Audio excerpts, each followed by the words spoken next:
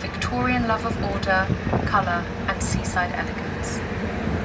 But just opposite stood something very different. The Claremont Hotel, once a proud 70-room landmark, was destroyed by fire in 2019 due to a gas leak. For many locals, it was a shocking loss. The building had stood alongside its neighbour, the Burlington Hotel, forming part of a grand wide sweep of the seafront known as Grand Parade. Originally built as elegant terrace houses, these buildings have witnessed generations of holidays, celebrations and seaside summers. Here, beauty and history sit side by side, and sometimes history changes in an instant.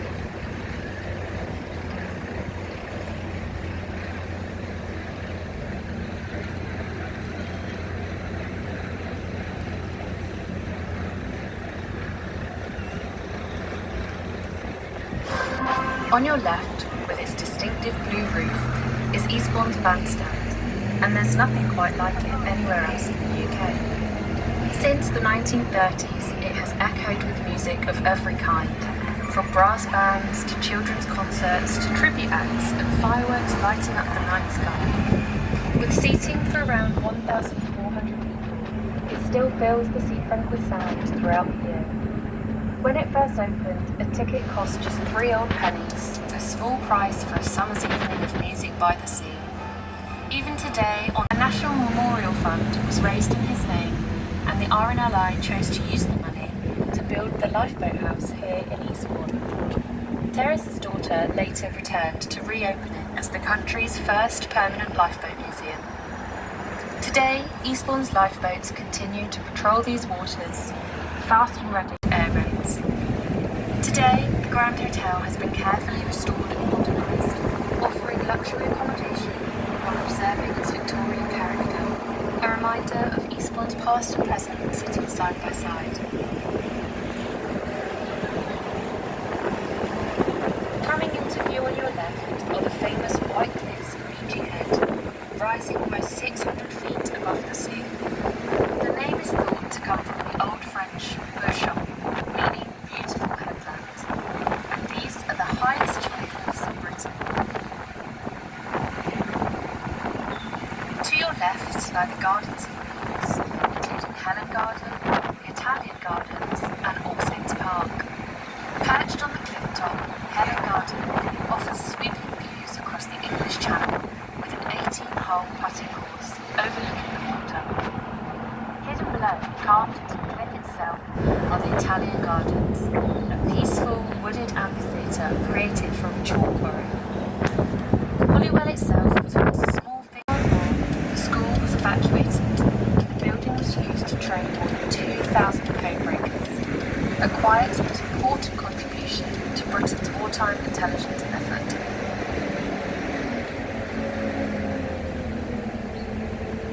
This is the stop for the foot of Beachy Head, Foyle's Way and the kiosk. You can walk to the top of Beachy Head from here, but be warned, it is very steep. For the top of Beachy Head, please stay on the bus.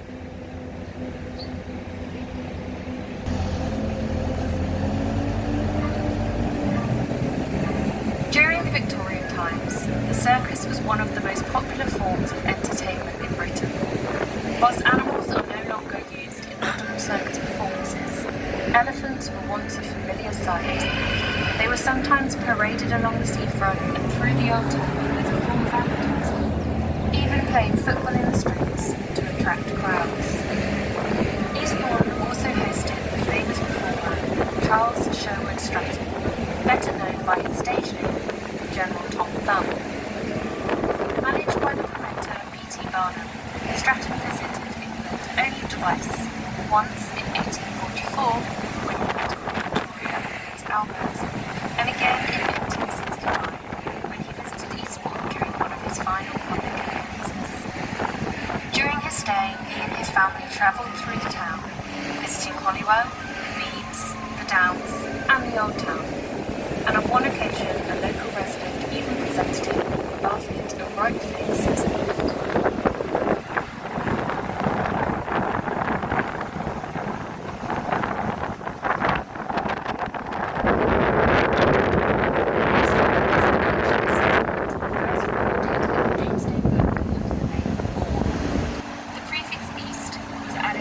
During the medieval period.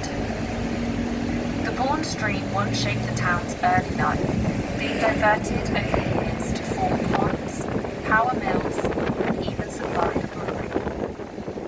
During the Middle Ages, Eastbourne prospered as a sheep farming and fishing community, before later becoming one of Britain's most famous seaside resorts. The town's development was influenced by a small number of land-owning families, including the Burton, Gildridge, Selwyn, Cavendish and Gilbert families, whose names still appear across the town today. By the mid-19th century, most of Eastbourne was owned by just 2 of the families. Most of the land owned by the Cavendish family was near the seafront, whereas the Gilbert family's land was generally slightly inland.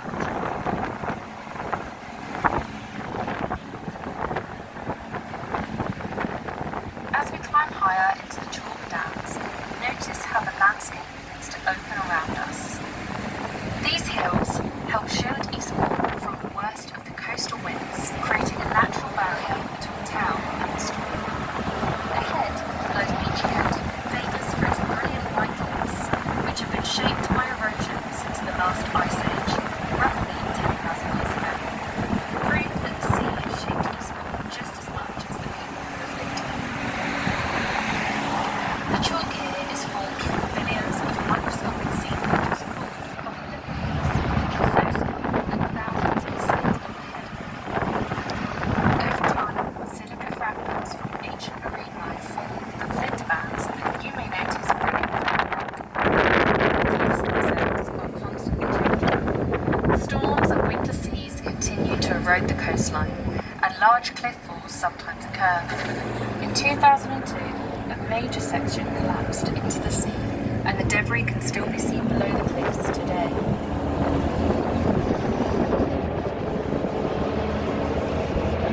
Beachy Head has long been a landmark for sailors crossing the channel, but the cliffs also pose a danger. The number of shipwrecks along this stretch of coast was so concerning that the town it is no longer operated manually. The lighthouse remains saving lives at sea.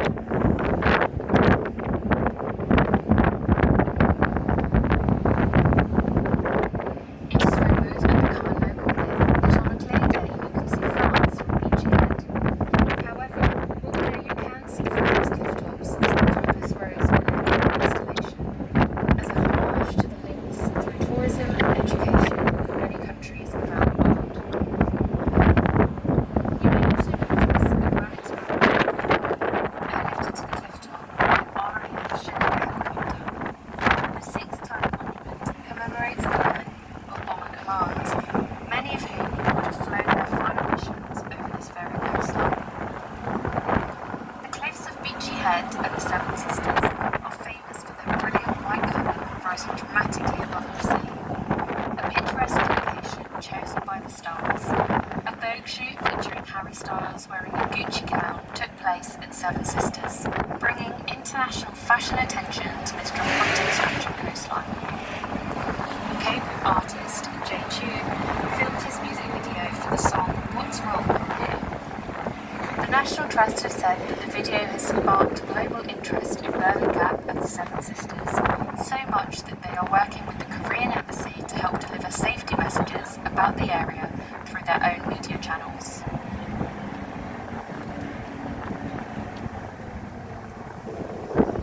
This is the stop for Beachy Head Centre. Centuries of human settlements have shaped this landscape, but the land has also shaped the people who lived and worked here. For many, these downs have carried a spiritual significance, a place of reflection reflection, stories, and occasionally a few darker legends. Local folklore tells of covens gathering across the downs, and artefacts have occasionally been discovered on Beachy Head, including carved candle holders and spoons art written on the 1930s. However, unlike some other parts of Britain, there is no historical record of witch trials or executions in this part of Sussex. Most places such as Essex, where hundreds of witchcraft accusations were recorded. Sometimes the downs seem to hold on to their secrets, and the stories continue to drift across the hills with the wind.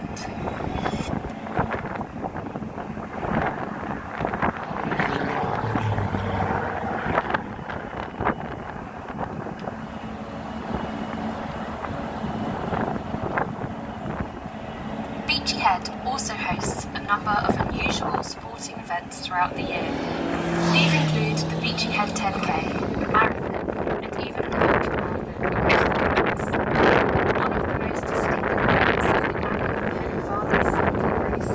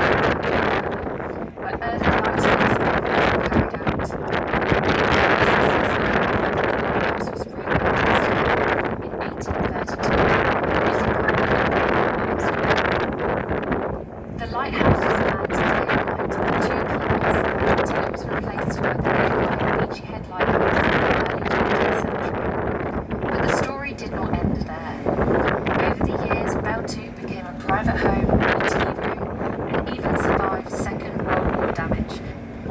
It also appeared on screen, featuring in productions such as the BBC series The Life and Loves of a She-Devil, and in the James Bond film The Living Daylights. Perhaps the most remarkable chapter came in 1999, when the 160-year-old lighthouse was moved around 56 feet inland, using hydraulic rails to save it from coastal erosion. Today, Beltue operates as a unique bed and breakfast, one of the most unusual places to stay on the British coastline. This is the stop for Beltue Lighthouse.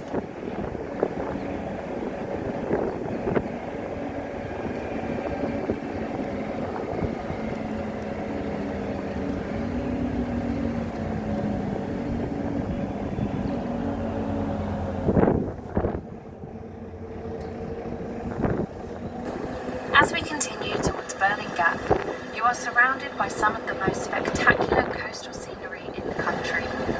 Ahead lie the famous Seven Sisters Cliffs, including landmarks such as Haven Brow, Chalk Brow, Rough Brow, Browse Point, Platt Hill, also known as Flagstaff Point, Wenton Brow.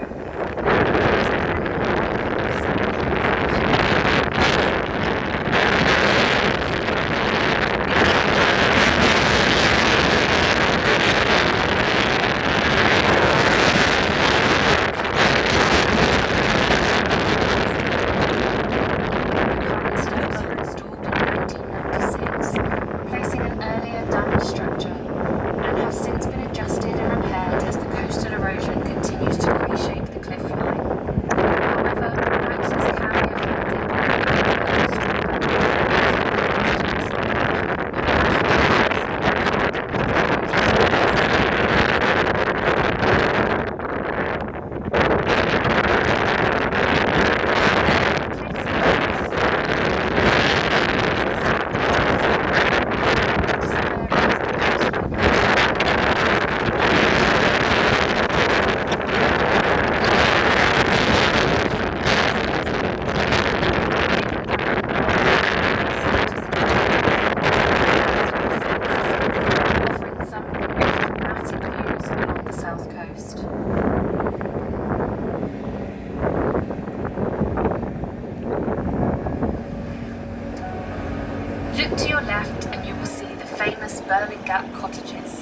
Originally built in 1878 as part of the Coast Guard station to watch the dangerous waters near Beachy Head, there were once 8 cottages standing here along the cliff edge.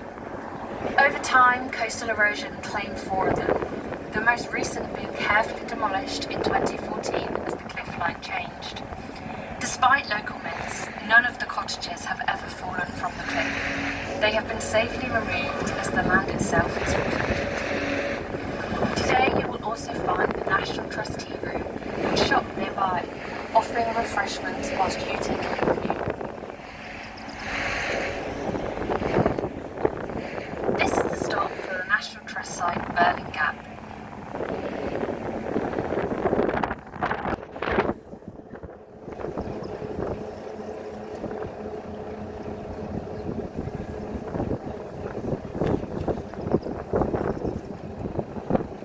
As we leave Burling Gap and travel inland, we cross the open downland landscape. Each year, millions of migrating birds pass across this coastline, including kestrels, swallows, crows, and seagulls. Although the gulls, as many seaside towns know, have quite an appetite, sometimes even helping themselves to a passing chip or two. The simple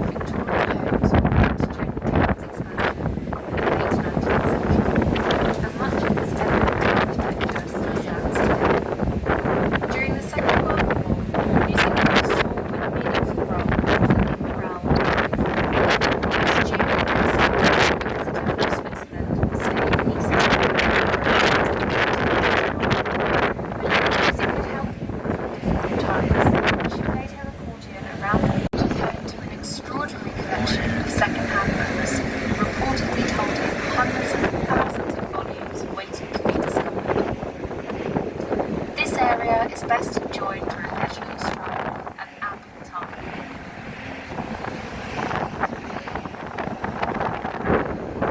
This is the stop for Gildred Road. Here you walk to the train station. Alight here for buses to Brighton, Hailsham, Uckfield and Lewes.